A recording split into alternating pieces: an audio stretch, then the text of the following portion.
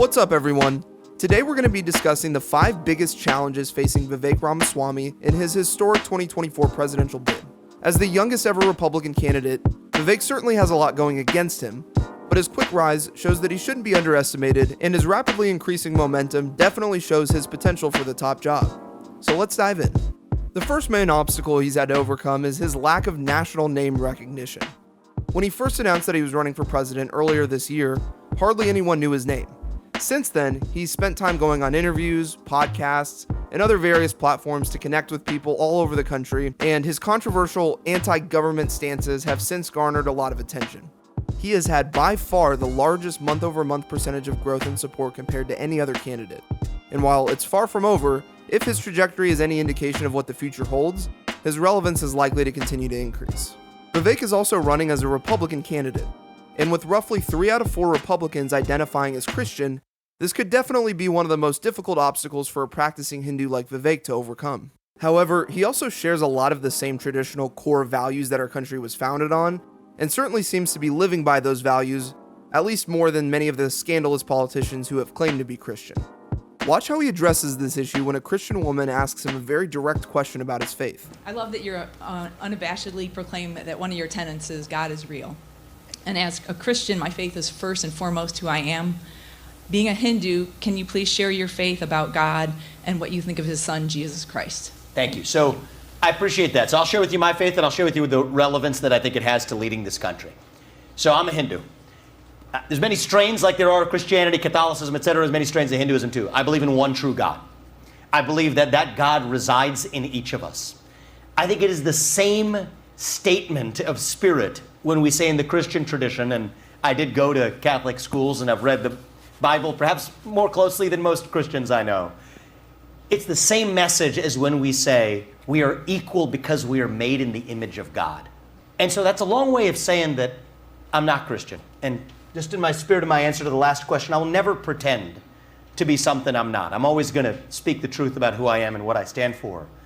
But I think it's deeply true that we share the same Judeo-Christian values that this nation was founded on. And this nation was absolutely founded on Judeo-Christian values. That's a fact. So his answer to this issue seems to be resonating with a lot of Christian conservatives. However, the differentiating factor of his faith will understandably still pose a challenge for him in some of the more uncompromising circles. But we share the same value set in common. And I'm not running to be pastor-in-chief, I'm running to be commander-in-chief. It's a different role, right? And for that role, I think we share the same value set. Thank you. Yeah, thank you. I'm very impressed with you because I think you act more like a Christian than most Christians. I agree. Thank you for saying that.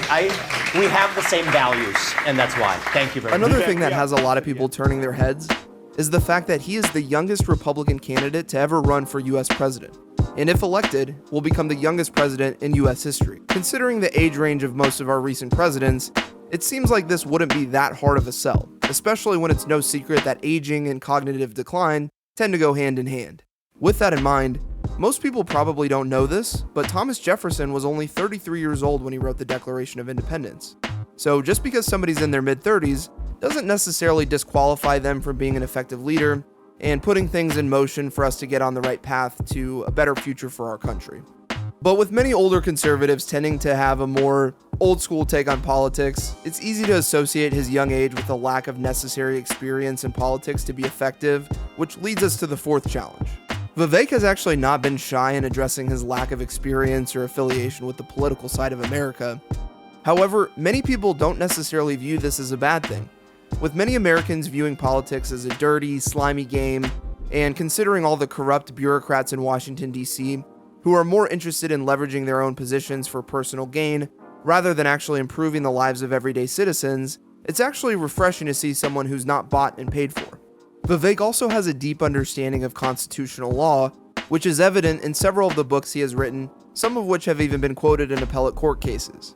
He also has released a series of podcasts where he's interviewed prominent figures, including several individuals who have worked in the White House, which has without a doubt helped him prepare not only for the campaign, but also for the job itself. On top of all that, Vivek has also successfully built and ran several billion-dollar companies, and while being president of a successful organization is a little different than leading a country, there are certainly a lot of relevant crossovers in terms of leadership capacity. Vivek obviously wouldn't be the first candidate with no political experience to ever have a successful run at the presidency, which leads us to the fifth and most evident challenge, which is bridging the giant gap of a lead that Donald Trump currently has in the polls. As of right now, virtually all the polls have Donald Trump winning the Republican nomination in a landslide. However, there are still certain polarizing aspects to Trump's character that have many moderates and even traditional conservatives a little hesitant to support someone who has only furthered the social and political divide in America. But for whatever reason, right, Trump, I don't blame him for this. It's just a fact. About 30% of this country becomes psychiatrically deranged when he's in the White House. And I can't explain it to you, but it's just a fact. It's like a law of physics in American politics. And I'm not having that effect on people. Maybe it's the fact that I'm a first-generation American, skinny kid with a funny last name and live the American dream. I'm grounded in principles, not vengeance. Whatever it is, that will allow me at once to go further with the same agenda than Trump did. And so I think we have a chance, and this is why I think I'm going to do better than anybody else in this race at this, to at once go further with the America First agenda than Trump did, but also unite the country in the process. There is still plenty of time between now and the election, and as long as his message continues to resonate with a wide demographic of American-loving citizens, he still has a very reasonable shot. So thanks for watching. Let us know in the comments what you think will be the biggest challenge for Vivek becoming the next president. And don't forget to hit that like and subscribe button and share this video with your friends so we can continue to educate and help spread his message to more people. And as always, don't forget to vote Vivek.